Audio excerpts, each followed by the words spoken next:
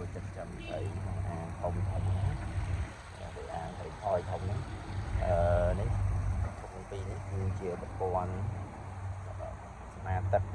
ហើយធ្វើទឹកស្អាតក្នុងអាងត្រីខយហ្នឹងហើយអាបបហមនោះគឺយើងសម្រាប់បើកឲ្យ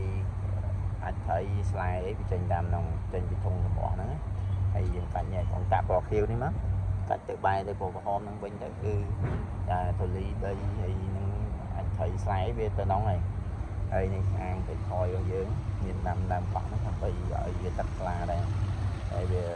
ទៅអាងយើងធំពេកហើយត្រីយើងច្រើនណាស់អញ្ចឹងអាចឲ្យថ្លាខ្លាំងអញ្ចឹងដល់យើងមានអង្គទៅវិញហើយថ្លាដល់បានទៅថ្មសហ្នឹងថ្មគេដាក់នៅបានអាងហើយត្រីខយធំនេះ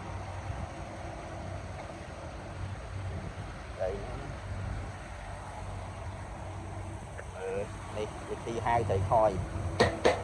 មកហើយពេលយើងគោះអញ្ចឹងទៅវាចំណាំឲ្យតែគោះគឺដឹងថាដល់ម៉ោងស៊ីចំណីហើយអញ្ចឹងវានាំនេះមកហើយច្រើន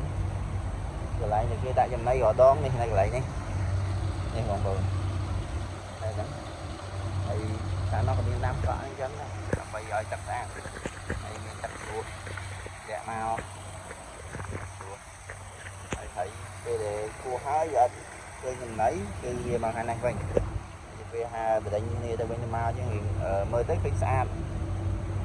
ហើយទឹកវិញថ្លាដល់បានដល់អត់មានអាចអីអត់មានស្លែតែហានៅក្នុងហ្នឹងហើយទឹកគឺអត់មានក្លិនអញ្ចឹងធ្វើឲ្យសុខភាពត្រីល្អដែរមិនមាន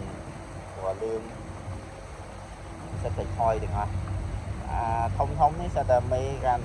មុនយើងទិញមកធំហ្នឹងតមកឃើញមានទូចតែមានទីទូចហ្នឹង